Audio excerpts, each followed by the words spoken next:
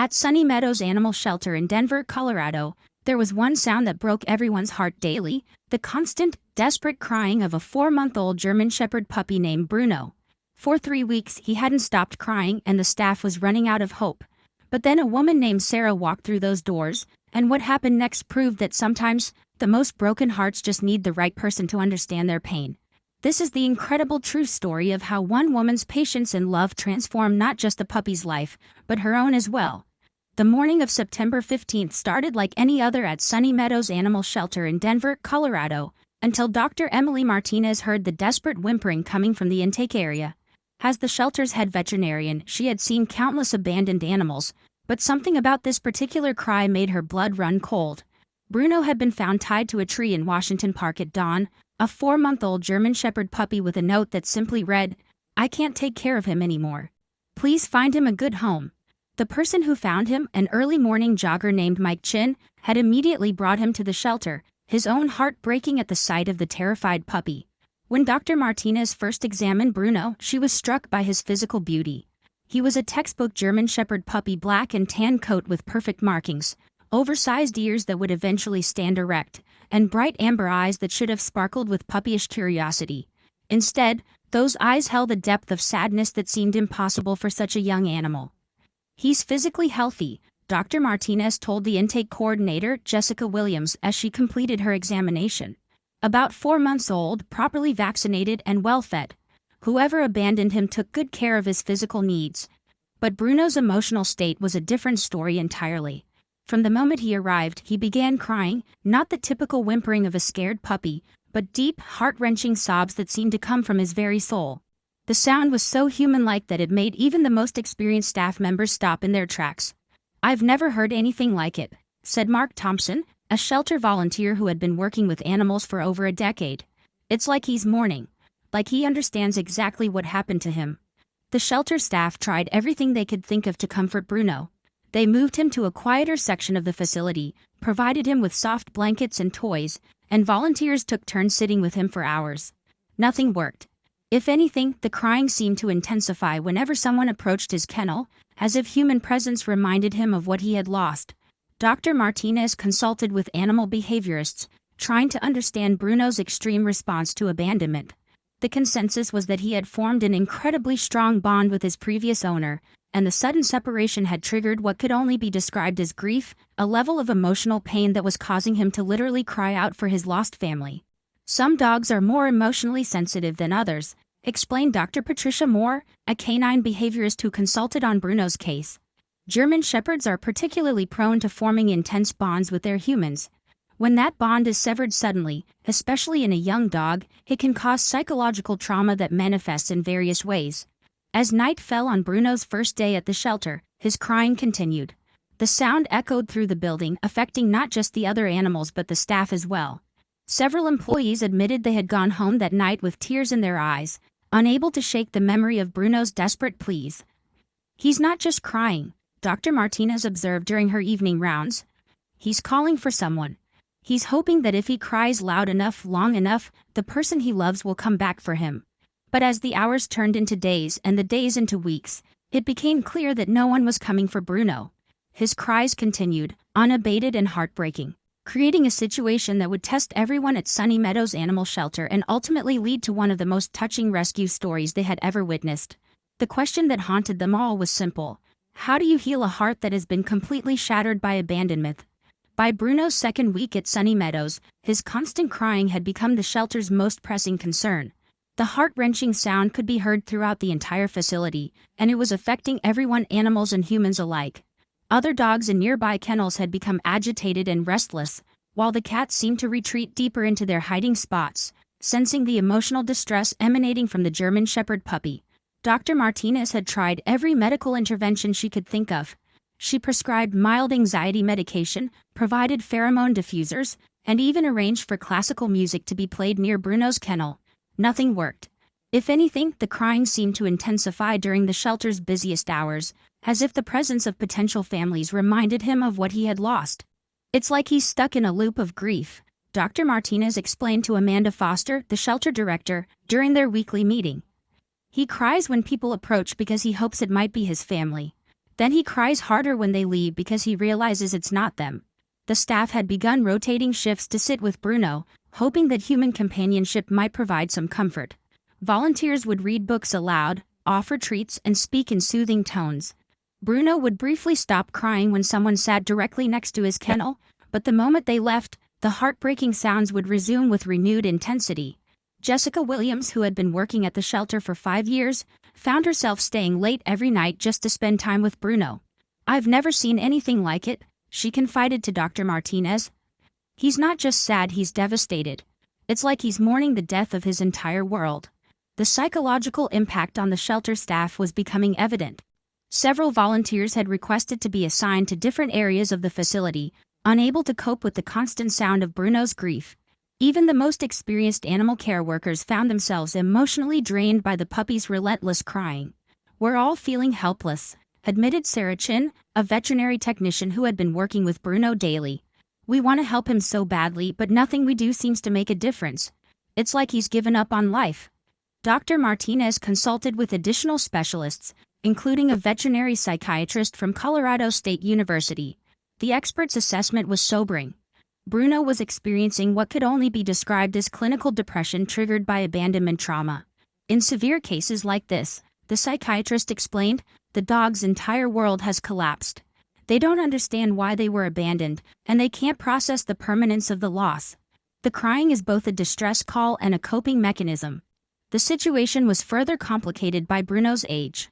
At 4 months old, he was in a critical developmental period where positive experiences with humans were essential for his future emotional health. Instead, he was spending his formative weeks in a state of psychological distress that could have lasting effects.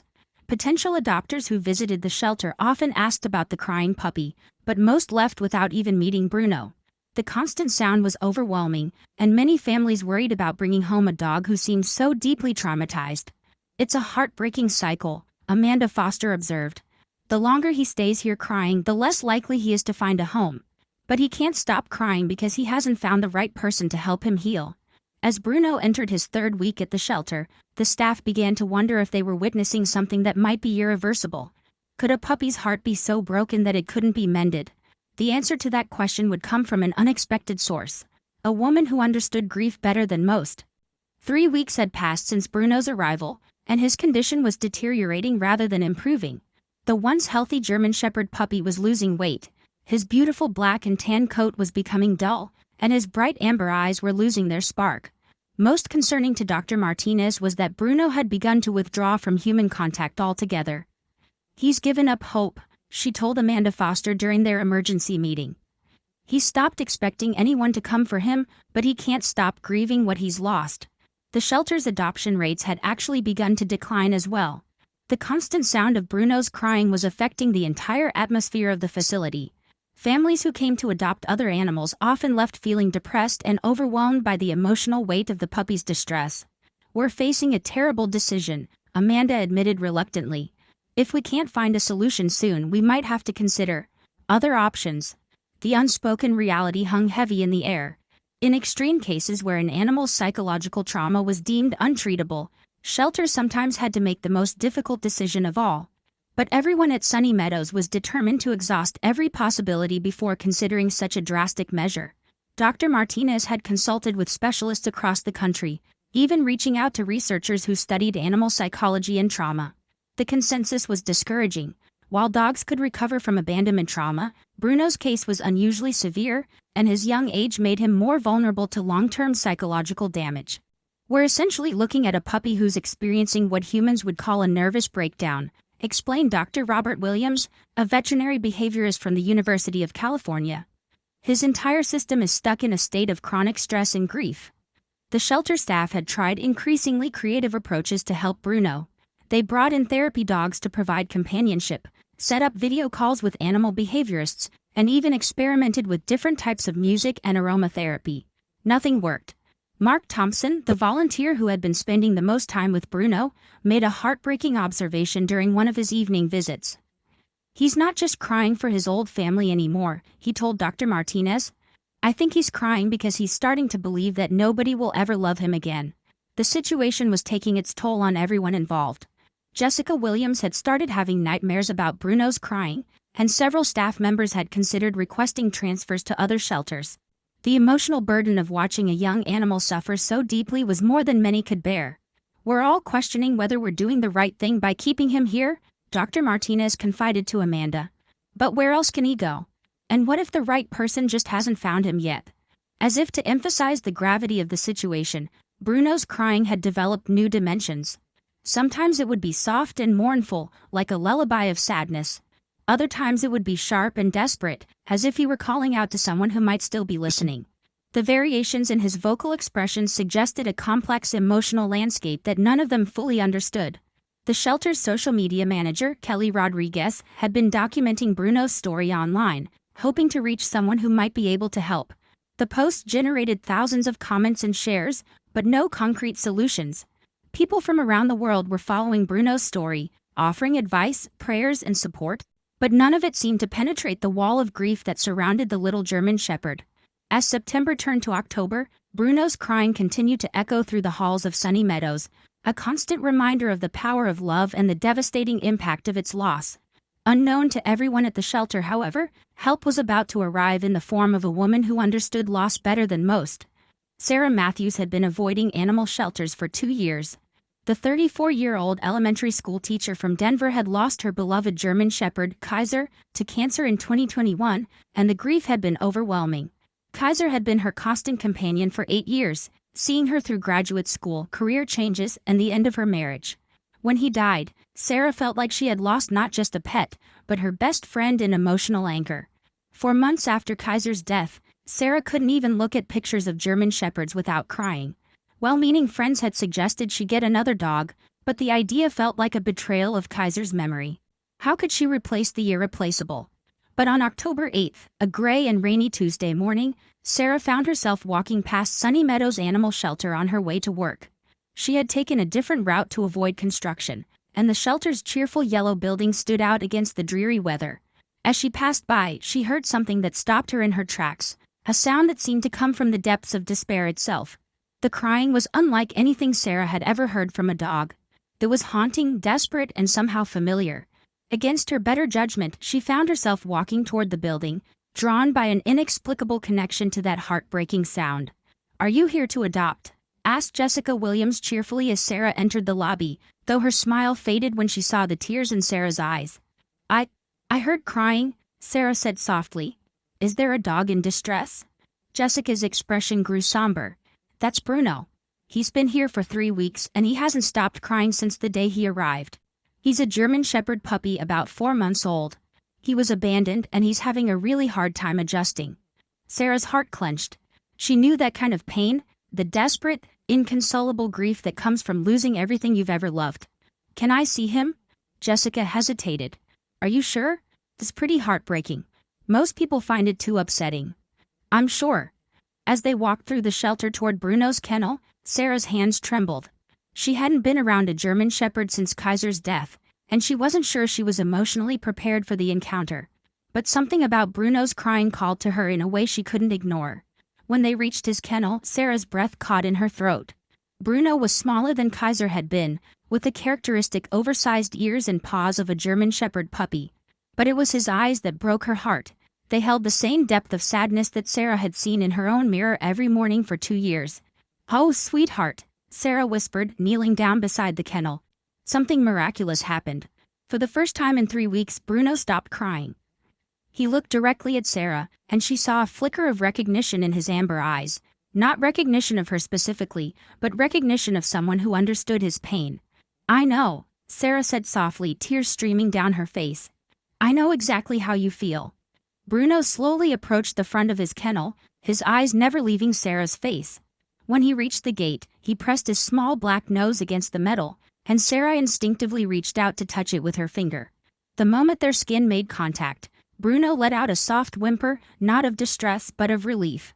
For the first time since his abandonment, he had found someone who spoke his language of grief. "How long can I stay with him?"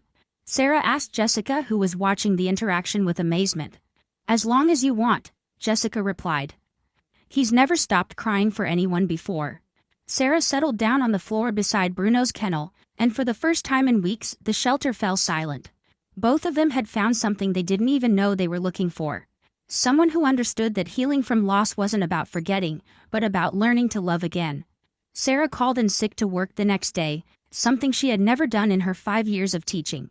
Instead, she spent the entire day at Sunny Meadows, sitting beside Bruno's kennel and talking to him in the soft, understanding voice she had once used with Kaiser.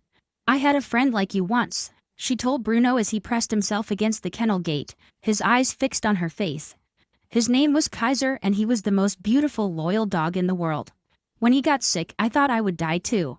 Bruno listened intently, his head tilted in the characteristic German Shepherd way that made Sarah's heart ache with memory. But it was a different kind of ache now, not the sharp pain of loss but the gentle sadness of remembering love. Dr. Martinez had been monitoring the situation closely, amazed by the transformation in Bruno's behavior.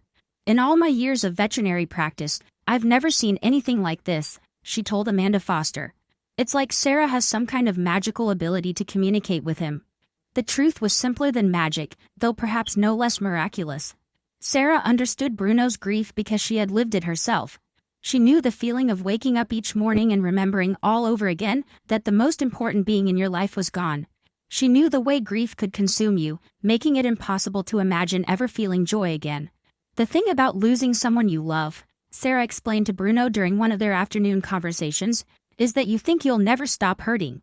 But slowly, very slowly, you learn that the love doesn't go away, it just changes shape." On her third day at the shelter, Sarah asked Jessica if she could take Bruno out of his kennel for the first time since his arrival. The staff had been hesitant to attempt this before, worried that the change in environment might increase his stress. But Bruno's transformation in Sarah's presence had been so dramatic that they were willing to try anything. "Just go slowly," Dr. Martinez advised. "If he starts to panic, we'll put him right back." Sarah opened the kennel door and sat down on the floor, allowing Bruno to decide whether he wanted to approach her. For several minutes, he remained pressed against the back wall, his eyes darting between Sarah and the open door. Then slowly he began to move toward her. When Bruno finally reached Sarah, he collapsed into her lap with a sound that was part whimper, part sigh of relief. She wrapped her arms around him, and for the first time in weeks, he was completely still and silent. "I know you're scared," Sarah whispered into his soft puppy fur. "I know you think everyone you love is going to leave you. But I promise you, there are people in this world who will never give up on you." The breakthrough came on Sarah's 4th day at the shelter. As she sat with Bruno in the visitation room, she began to tell him about Kaiser's favorite games, his silly habits, and the way he used to comfort her when she was sad. As she spoke, Bruno's tail began to wag, tentatively at first, then with growing enthusiasm. "You remind me of him," Sarah said, scratching behind Bruno's ears. "Not because you look alike but because you both have such big hearts. Kaiser taught me that love isn't something you use up, the more you give, the more you have." That evening, as Sarah prepared to leave the shelter, Bruno walked her to the door of the visitation room without crying. When she said goodbye, he whimpered softly, but it was the sound of temporary separation, not abandonment. "I'll be back tomorrow," Sarah promised. "And every day after that until you know for certain that you are loved." For the first time in weeks, Bruno settled down for the night without crying. The shelter was finally quiet, filled with the peaceful silence of healing beginning to take root. 2 weeks after their first meeting, Sarah sat in Amanda Foster's office, her hands shaking as she filled out the adoption paperwork. The decision hadn't been easy. She had spent 2 years convinced that her heart wasn't ready for another dog. But Bruno had changed everything. "I never thought I'd be ready for this," Sarah admitted to Amanda as she signed the final documents. "After Kaiser died, I was so sure that getting another dog would somehow diminish what we had together. But Bruno taught me that love isn't about replacement, it's about expansion." The adoption process had been unusually thorough. Dr. Martinez had insisted on multiple home visits and extended interaction periods to ensure that both Sarah and Bruno were truly ready for the commitment. The shelter had never seen such a dramatic transformation in an animal, and they wanted to make sure it was sustainable. "Bruno chose you as much as you chose him," Dr. Martinez observed during their final consultation. "I've never seen a dog respond to someone the way he responds to you. It's like you speak the same emotional language." The staff at Sunny Meadows had grown attached to Bruno during his month-long stay, and there were more than a few tears as they prepared him for his new life. Jessica Williams had created a photo album documenting Bruno's journey from the heartbroken puppy who couldn't stop crying to the happy, tail-wagging dog who now greeted each day with cautious optimism. "He's taught us all something important," Jessica told Sarah during the handover. Sometimes the most broken hearts just need someone who understands their pain to help them heal. Sarah had spent the previous week preparing her home for Bruno's arrival. She had put away most of Kaiser's belongings, keeping only his favorite blanket and a few special toys. She wanted Bruno to know he was loved for who he was, not as a replacement for someone else. The drive home was quiet, with Bruno sitting calmly in the passenger seat, occasionally looking over at Sarah as if to confirm she was still there. When they pulled into the driveway of Sarah's small house in the suburbs, Bruno perked up with genuine curiosity, the first time he had shown interest in exploring since his abandonment. "Welcome home, Bruno," Sarah said softly as she opened the car door. The first few hours were tentative. Bruno explored the house slowly, sniffing every corner and occasionally looking to Sarah for reassurance. When he discovered Kaiser's old blanket in the corner of the living room, he approached it cautiously, then settled down on it with a contented sigh. "I think Kaiser would have liked you," Sarah told him, settling down beside him on the floor. "He always loved puppies." That first night, Sarah had planned to set up a bed for Bruno in the living room, but when bedtime arrived, he followed her to the bedroom and looked at her with questioning eyes. Sarah hesitated for only a moment before patting the bed beside her. "Just for tonight," she said, "until you feel more secure." Bruno curled up next to her, and for the first time in over a month, both of them slept peacefully through the night.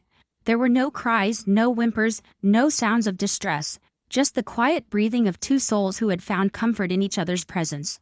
In the morning, Sarah woke to find Bruno watching her with bright, alert eyes. His tail thumped against the mattress when he saw her open her eyes, and she realized that somewhere in the process of healing him, she had healed herself as well. "Good morning, sweet boy," she whispered, and Bruno's responding bark was filled with joy rather than sorrow. The transformation was complete. The puppy who couldn't stop crying had learned to trust again, and the woman who thought she'd never love another dog had discovered that her heart was bigger than she'd ever imagined. 6 months after Bruno's adoption, Sarah's life had been completely transformed. The quiet house that had once felt like a monument to loss had become a home filled with laughter, play, and the kind of unconditional love that only a dog can provide. Bruno had grown into a magnificent young German shepherd, his coat gleaming with health and his eyes sparkling with confidence and joy. Every morning, Sarah woke to Bruno's gentle nudges and excited whimpers as he anticipated their daily routine. They would go for long walks through the neighborhood, where Bruno had become something of a celebrity among the other dog owners. His story had spread through the community, and people often stopped to ask about the puppy who couldn't stop crying. "He's not that puppy anymore," Sarah would tell them proudly. "He's learned that love can be trusted again." The transformation wasn't just physical. Bruno had developed into an exceptionally well-adjusted dog with a particular gift for comforting others. Sarah had begun bringing him to her elementary school during lunch breaks, where he served as an unofficial therapy dog for children who were having difficult days. "There's something special about Bruno," observed Mrs. Janet Peterson, the school counselor. "It's like he can sense when someone is sad or scared, and he knows exactly how to help them feel better." Sarah suspected that Bruno's early trauma had given him a unique ability to empathize with others who were struggling. His own journey from despair to joy had created a depth of understanding that made him extraordinarily sensitive to the emotions of those around him. The most remarkable change was in Sarah herself. For 2 years after Kaiser's death, she had been going through the motions of living without truly engaging with life. Bruno had given her purpose again, reminding her that healing wasn't about forgetting the past but about opening your heart to new possibilities. "I used to think that loving another dog would somehow dishonor Kaiser's memory," Sarah confided to Dr. Martinez during one of Bruno's routine checkups. "But Bruno taught me that love isn't finite. The more you give, the more you have to give." The staff at Sunny Meadows had followed Bruno's progress with great interest. His success story had become a source of inspiration for everyone who worked there, reminding them that even the most difficult cases could have happy endings with the right match. "Bruno changed all of us," Jessica Williams reflected during a staff meeting. "He showed us that sometimes the most broken animals aren't beyond help, they just need someone who understands their pain." The shelter had even implemented a new program based on Bruno's story, pairing grief counselors with abandoned animals who showed signs of depression or anxiety. The program had already helped dozens of animals find their forever homes by addressing their emotional needs alongside their physical care. On the anniversary of Bruno's adoption, Sarah returned to Sunny Meadows for a special celebration. Bruno pranced through the familiar hallways with confidence, greeting staff members who remembered him from his darkest days. The contrast between the confident, happy dog he had become and the heartbroken puppy they had once known was striking. "Look at you," Amanda Foster said, kneeling down to receive Bruno's enthusiastic kisses. "You've become exactly what we always hoped you could be." As Sarah watched Bruno interact with the current shelter residents, she saw him pause at one kennel where a young beagle was whimpering softly. Bruno approached the gate slowly and lay down beside it, offering his silent presence to the frightened animal. The beagle's cries gradually subsided, and Sarah smiled through her tears. "He's paying it forward," she whispered to Dr. Martinez. "He's helping the next scared animal find hope." That evening, as Sarah and Bruno settled into their bedtime routine, she reflected on the journey that had brought them together. Two broken hearts had found each other in the darkest of moments and had learned to trust and love again. "Thank you for teaching me that healing is possible," she whispered to Bruno as he curled up beside her. "Thank you for showing me that love never really ends, it just finds new ways to begin." If Sarah and Bruno's incredible journey touched your heart, remember that there are thousands of animals in shelters right now who are waiting for someone to understand their pain and help them heal. Subscribe to our channel for more stories of hope and second chances. Like this video if you believe that love has the power to transform even the most broken hearts. And share it with someone who needs to know that healing is always possible, even when it seems impossible. Have you ever experienced a connection with an animal that changed your life? Share your story in the comments below. Let's celebrate the incredible power of love to heal and transform.